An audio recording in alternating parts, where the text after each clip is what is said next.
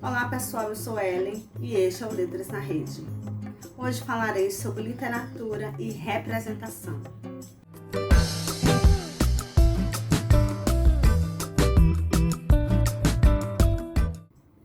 Inicio a nossa conversa com alguns questionamentos. Como o negro tem sido representado na produção literária brasileira dirigida a crianças? Quais personagens negros aparecem em nossa memória da infância? Quantos invadiram o mundo de fantasia e nos fizeram sonhar que éramos eles? Infelizmente, ter a presença de personagens negros numa obra ou livro didático não resolve a questão da educação pela igualdade étnico-racial. Nesse sentido, é indispensável atentarmos ao modo como eles são representados, observar as ilustrações, os conteúdos, os personagens, os seus comportamentos e outros aspectos apresentados nas narrativas.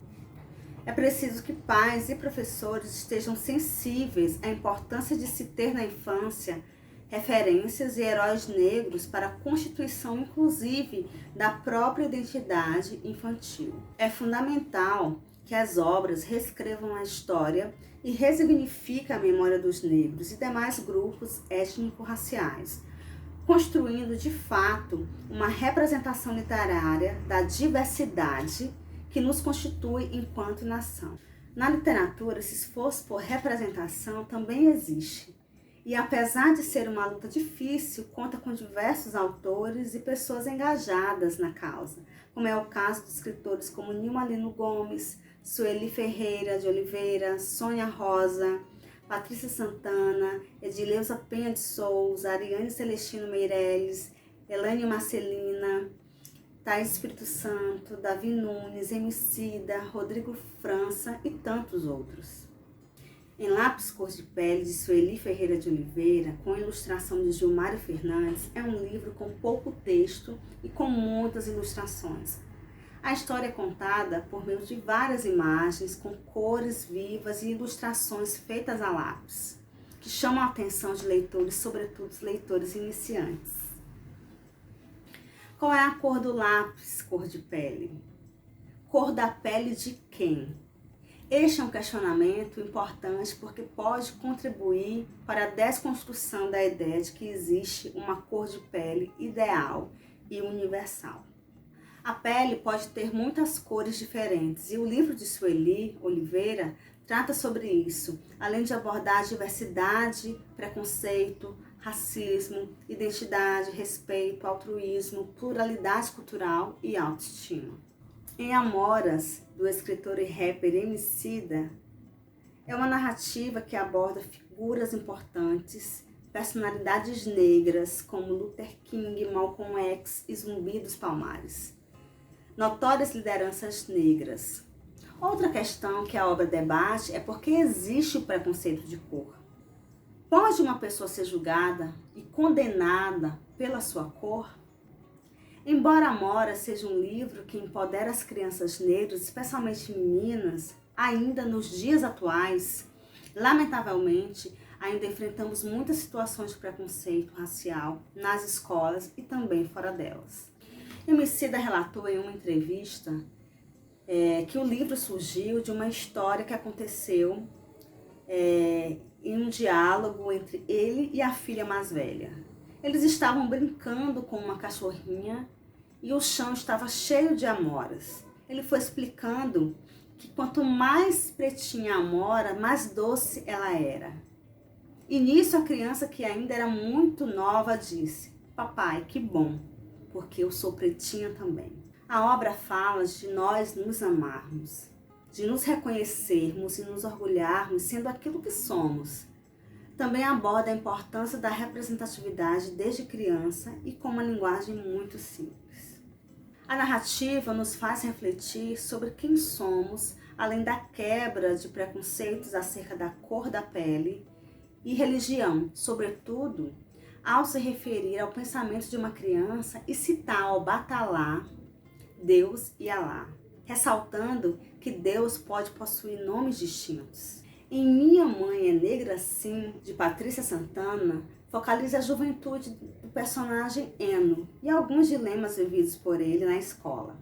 Em um dos episódios de maior relevância, em uma aula de educação artística, a professora solicita ao jovem que ele desenhe sua mãe em cor amarela, que ficava mais bonito.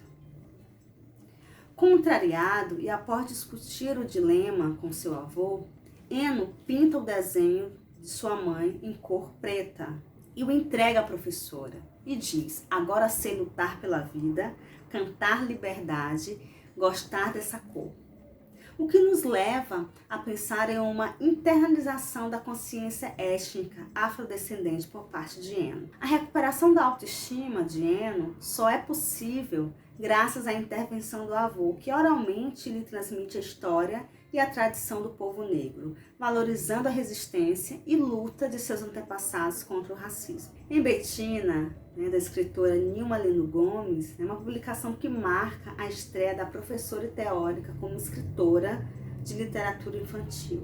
Em Betina, temos a narração da trajetória de uma menina negra consciente de sua etnia e de sua beleza. A personagem Betina mantém uma relação muito próxima e amorosa com sua avó.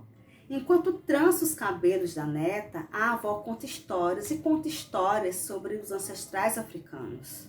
O penteado passa a ser, desse modo, o elo entre a menina e suas raízes afro-brasileiras. E o cabelo, nesse contexto, recupera a identidade negra de Betina, que se sente orgulhosa em ostentar as tranças feitas pela avó. Desde a capa, as possibilidades de leitura dessa obra se ampliam. A protagonista surge de costas para o leitor no espaço de sua casa, sentada no chão, rodeada por vários brinquedos. No entanto, são as tranças da menina o principal discurso. A avó sentava-se em um banquinho, colocava uma almofada para Betina sentar-se no chão, jogava uma toalha sobre os ombros da menina, dividia o cabelo em mechas e ia desembaraçando, penteando e trançando uma a uma, com rapidez incrível. Enquanto trançava, a avó e neta conversavam, cantavam e contavam histórias. Trançar os cabelos é o modo de tecer a discussão social e política nesta obra. Betina aprende desde pequena o ato de trançar os cabelos. Não como um ato qualquer, mas como um ato político. Por fim, toda a ação é construída a partir da representação do cotidiano de Betina, da infância até a fase adulta. Princesas negras. Quem sabe você não convive com uma ou é uma delas. Na contramão do perfil de realeza que a maioria das crianças se depara, a obra Princesas Negras focaliza nos cabelos crespos e na ancestralidade que as negras altezas exibem. As princesas negras são inteligentes, são lutadoras, espertas e aprendem muito com suas mães e avós. A partir de características das mulheres negras, a obra procura definir quem são essas princesas negras, que dão título ao livro. As autoras Ariane Celestino Meirelles e Edileuza Penha de Souza procuram evidenciar que elas são reais aos olhos sensíveis de quem as vê e se diferem das princesas dos contos de fadas clássicos ou as que estão no imaginário coletivo. Além disso, destaca também a importância da ancestralidade, mostrando que as princesas que nos antecedem viveram muitas histórias e deixaram um legado para sermos quem somos hoje. Um olhar que identifica uma princesa negra é um olhar que se permite conduzir pelo coração, pela sensibilidade, pelos sentimentos mais nobres, que tem a ver com a solidariedade, a simplicidade e, acima de tudo, a sabedoria. A literatura infantil pode ser a porta de entrada para a educação escolar. E nessa perspectiva, é importante que, enquanto professores, pensemos como apresentar para as crianças determinados conteúdos, considerando como eles contribuem para o modo de pensar desses sujeitos. Uma educação literária antirracista pode oportunizar a melhoria da relação étnico-racial. Por meio da valorização do negro, essa educação pode combater o preconceito racial, colaborar para o fim da desigualdade social e racial, para que entendam a importância das questões relacionadas à diversidade étnico-racial e que venham a lidar positivamente com essa problemática.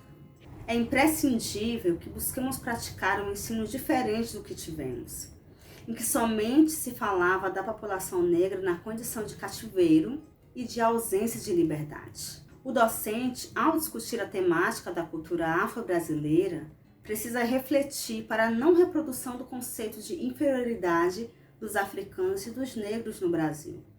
É fundamental que se estimule nos discentes a criticidade com o objetivo de que outra representação seja estabelecida. A inserção dessa discussão em sala de aula não pode ser considerada como um mero compromisso imposto, mas uma determinação política e pedagógica do docente, visto que ele não apenas estará contribuindo para a desconstrução dos rótulos negativos com relação aos negros, mas especialmente favorecendo aos alunos negros subsídios imprescindíveis à constituição de outra representação positiva de si e do outro. É fundamental trabalhar a cultura e aprender a ter um olhar generoso sobre outras culturas, refletir a diversidade étnica em sala de aula, perceber o africano e o negro como protagonistas e não mais como coadjuvantes, como permanentemente foram tratados, e finalmente desconstruir a concepção e indiferença histórica dos negros.